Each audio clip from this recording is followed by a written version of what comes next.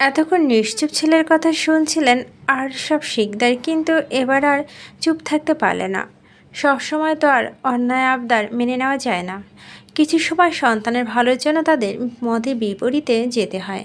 ছেলে কথায় দ্বিমত পোষণ করে বলে উঠল, এই বাসায় রাখলে আমার ভাতিজিকে রাখবো, অন্যের বউকে রাখার কোনো ইচ্ছে নেই আমার। যার বউ তার মাথা ব্যথা, আমরা কেন সেলটা দেবো তাকে? কি দায় পড়েছি আমার?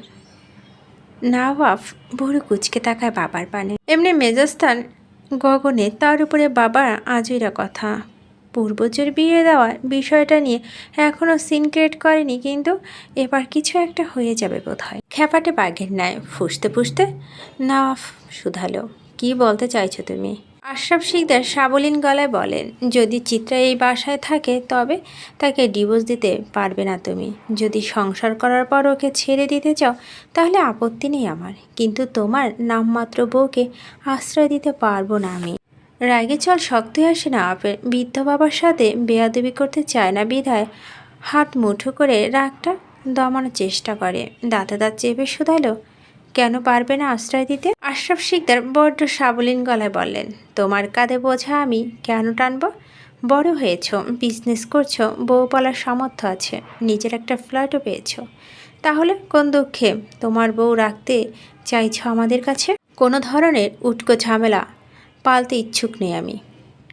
না, পাল্টা কোনো উত্তর দেয় না। পুরুষত্ব আঘাত লেগেছে তার, তার সক্ষমতা নিয়ে প্রশ্ন তুলেছে তাই বাবা। রকচাটা নব কি আর মানতে পারে সেটা? সে রাগের চোটে চিত্রা হাত ধরে হনহনিয়ে বেরিয়ে যায় আশরাফ শিকদারের ফ্ল্যাট থেকে। ভিতরে ঢুকেই শব্দ করে আটকে দেয় দরজা।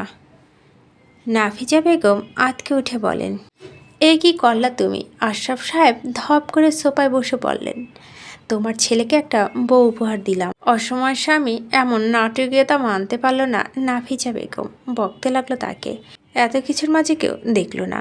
এই তর্ক বিতর্ক ঠিক কতখানি ক্ষত বিক্ষত করল ওই সাদাসিধে মেয়েটাকে, কেউ জানল না। এক একটা তুচ্ছ তাচ্ছিল্যের পরিমাণ কষ্ট দিল তাকে। কেউ টের পেল না কথায় আঘাত কতটা নির্মমভাবে হত্যা করল চিত্রার সহজ সরল সত্তাকে। বন্দি দরজার ওপারে কী ঘটল কে জানে, তবে সময়ের ব্যবধানে এতটুকু স্পষ্ট হলো চিত্রা আর নেই। চিত্রলেখাকে টেনে এনে সজোরে ফ্ল্যাটের দরজা বন্ধ করে দেওয়া। বিকট শব্দে কিঞ্চিত কেঁপে উঠল চিত্রা। রাগে অগ্নিশর্মা নওয়াব বেচারিকে সামলে ওঠার সময়টুকু পর্যন্ত দেয় না। তার আগে বাহু খামছে ধরে সামান্য কাছাকাছি এনে হিস হিসে বলে, কি ভেবেছিস আমি বুঝি না তোর মতলব? পুরো রাস্তা এসবই প্ল্যান করতে করতে এসেছিস তাই না? নওয়াবের হুঙ্কারে সিটিয়ে যায় চিত্রা। তার ক্লান্ত মস্তিষ্ক বুঝি উঠতে পারে না ইঙ্গিতপূর্ণ কথাগুলোর অর্থ। অন্যদিকে হাতের ব্যথা, যান যায় যে অবস্থা। বেচারি অতি কষ্টে মুখ ফুটে বলে, আমি কিছু করিনি ভাইয়া। আর কিসের কথা বলছেন আপনি? নব খেকে উঠল, হাতের জোর বাড়িয়ে রাগী গলায় বলে, কিছু না করলে বাবা কেন আমার বিপক্ষে গেল? কেন তোকে নিয়ে সংসার করতে জোর করছে? কি বলে বসে এনেছিস তাকে? চিত্রা হতকম্ব হয়ে গেল। তাকে এমনভাবে নব এতটা নিচু মন মানসিকতা ভাবে, তার চেয়েও বড় কথা সে কেন করবে এসব? নবাবকে নিয়ে বিন্দুমাত্র মাথা ব্যথা নেই তার। শুধুমাত্র কটা বছর ওদের কাছে আশ্রয় চেয়েছিল, ভাতিজির পরিচয়। চিত্রাকে অমন বিষণ্ণ দেখে আরও মেজাজ খারাপ হয় নওয়াবের। রাগে যেতে দাঁত কিরমিরিয়ে বলে, যদি মনে করে থাকিস একই বাসায় একই ঘরে থাকায় তোর প্রতি আমার অনুভূতি জন্মাবে বা 6 মাস পর আমার সিদ্ধান্ত পাল্টাবে, তাহলে তুই ভুল ভাবছিস। আমি নওয়াব শিকদার সমুদ্র তোর মৃতদেহটা পর্যন্ত ছুঁয়ে দেখব না, কথা বুঝেছিস? ভয়ঙ্কর কথাটা বড্ড অনাশায় বলে দেয় নওয়াব, কিন্তু শব্দের চয়নে গাম্ভীর্যতা বিধে যায় চিত্রার মনের কোণে। শরীর ঝাঁকুনি দিয়ে ওঠে তার। অবিশ্বাস্য চোখে চেয়ে থাকে কেবল। আর নওয়াব? সে প্রশ্নসূচক চাউনিতে তাকিয়ে থাকে উত্তরের আশায়। চিত্রাকে নিস্তব্ধ থাকতে দেখে তার ধৈর্যের বাঁধ ভাঙল। প্রতি উত্তরে অপেক্ষা না করে নিজেই আবার বলে, ভালোই ডিভোর্স দিচ্ছিলাম, কিন্তু তোর সহ্য হলো না। সংসার করা বহুত শখ তাই না? যাচ্ছি, কিভাবে পূরণ করি সেটা। এসেছিস আমায় আঘাত করতে, কিন্তু ঘায়েল হয়ে ফিরবি তুই নিজেই। কথাটা শেষ হতে নাফিমের কান্নার স্বর ভেসে আসে। সাথে সাথে চিত্রা থেকে ছিটকে দূরে সরে যায় নফ ঘটনা আকস্মিকতা চিত্রা ঘিরে ধাক্কা খায় পিছনে থাকা একের সাথে মেরুদণ্ড হাড্ডিতে তীব্র আঘাত পাওয়া মৃদু শব্দ গুঙিয়ে উঠে বেচায়। সেসব পরখ করার সময় কি আছে কারো? না নেই। সদ্য ঘুম থেকে উঠে ছেলের কান্না থামাতে নফ হনহনিয়ে চলে যায় নিচের ঘরে। বেচারি চিত্রা হতকম্ব হয়ে দাঁড়িয়ে থাকে কিছুক্ষণ। পরপরই নাফিমের ন্যানি এসে হাজির হয়। চিত্রাকে মূর্তির মতো চেয়ে থাকতে দেখে বলে, স্যার আপনার রেস্ট্রো রুমে যাইতে কইছে।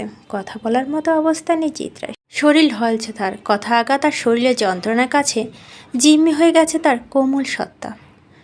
নাফিমের ন্যানি তথা পৌরা মহিলা পানে চেয়ে বেচারি কোনো মতো বলে, স্টোররুম কোন দিকে? চিত্রার অবস্থান দেখে কিছু একটা আন্দাজ করে নেন সেই মহিলা।